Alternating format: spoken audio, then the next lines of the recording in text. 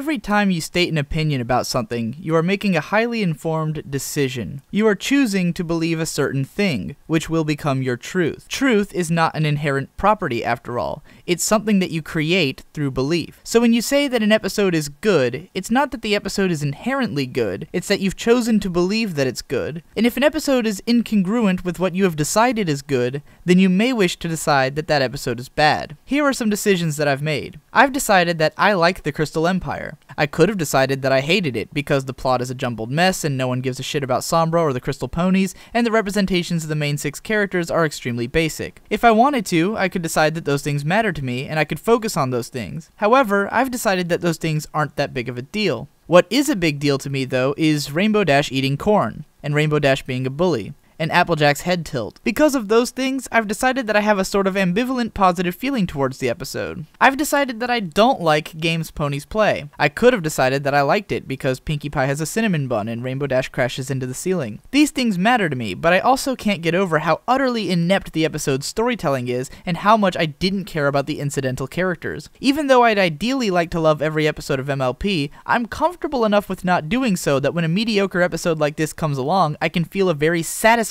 dislike for it. The satisfaction comes from defining the dislike so well that I fully understand what disliking it means about me. But before I continue to talk about Season 3's episodes, let's talk about the structure. Unless you're a big fan of this season, more so than you are of the other seasons, and I have met some people who are like that, Season 3 was always going to be the worst season by virtue of being only 13 episodes. I've chosen to believe that Season 3 has the same density of quality episodes that Season 1 and 2 had, but having half as many episodes necessarily means that it isn't as good. That said, I think this is the only manner in which the season is not as good. In my opinion, the first 13 episodes of Season 1 contained 1 amazing episode, 3 or 4 great episodes, 6 or 7 good episodes, 3 or 4 mediocre episodes, and 1 bad episode. Comparatively, I think that Season 3 contained 1 amazing episode, 4 great episodes, 4 or 5 good episodes, 4 or 5 mediocre episodes, and 1 or 2 maybe bad episodes. Obviously, these counts will vary heavily from person to person, but I want to ask that you actually go and make those counts. Before you claim that Season 3 was generally weaker, go back and pick a 13 episode stretch from Season 1 and compare notes. I do think that the first 13 episodes of Season 2 were much better than either of these 13 episode stretches, but my point is simply that I don't think Season 3 is subpar for the course. Now, a lot of you are probably still wondering, why was Season 3 only 13 episodes?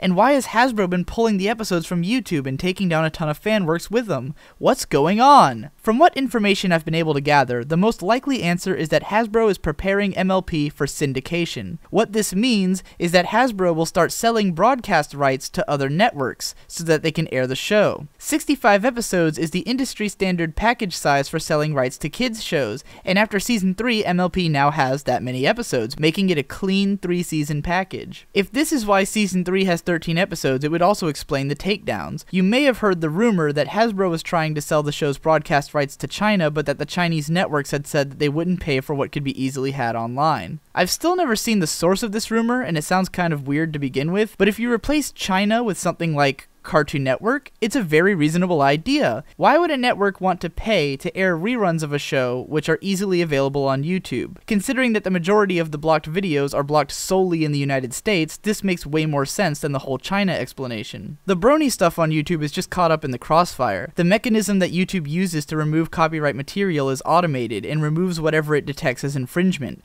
Fair use and the definition of derivative works is too unclear, and YouTube doesn't have the time or interest in arguing with it. It doesn't particularly matter to them that the content is gone if it means that the problem is off their hands. More than being a problem with Hasbro or YouTube, this is really a problem with the shitty, inefficient modern copyright laws. Moving along, let's talk about the artistic differences in this season. Some viewers have felt that Season 3 was a massive departure from previous seasons, that its fundamental goals and the driving force behind it are different.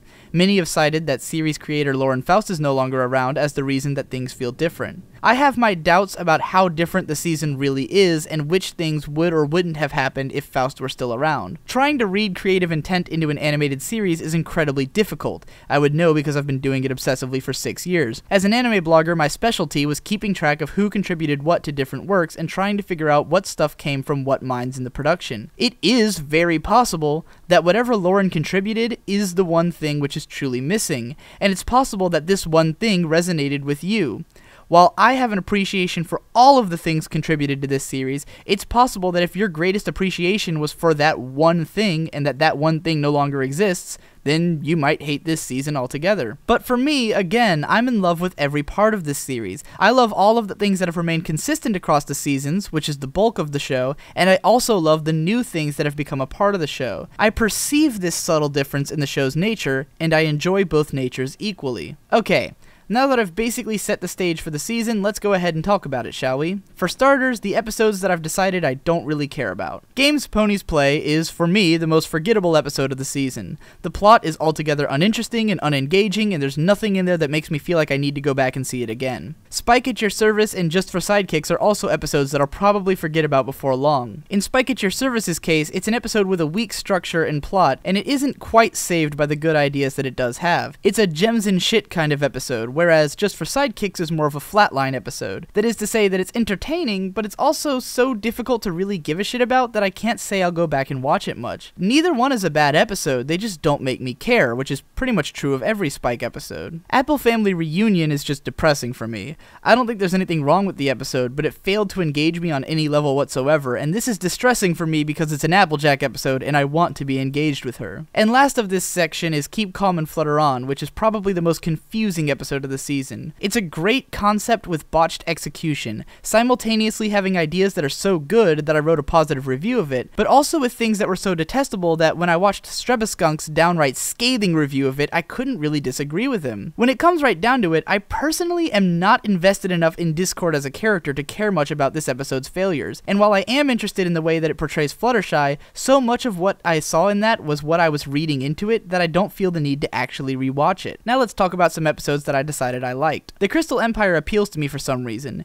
Maybe it's the feeling of adventure, seeing places like inside Sombra's castle. Maybe it's just that the individual character moments are so fun and ultimately valuable in a capacity outside of how they relate to the actual story. With or without Sombra and the Crystal Ponies, there's something in this episode that engaged me and makes me enjoy rewatching it, as I've done a number of times. Plus, the Failure Success song might have the stuck in my head record for the season. One Bad Apple, meanwhile, is an episode that I didn't like nearly as much at first as I do now. The episode is a barrel of fun and has a meaningfully engaging storyline along with brilliant visuals and an addicting song. Did I really say I didn't care for that song in my initial video? The other day when I heard it come on while watching in a live stream, I just about lost my shit. One Bad Apple is never going to be one of my favorite episodes, but it's rock solid and it's easy to rewatch again and again. So now let's move into my favorite episodes of Season 3. Too Many Pinkie Pies is an absolute joy. The concept is awesome, the execution is flawless, it's funny the whole time, and it marks a moment where the show's animation reaches a new level of quality. It's an episode packed with fun stuff and was the inspiration that I needed to get back into MLP analysis,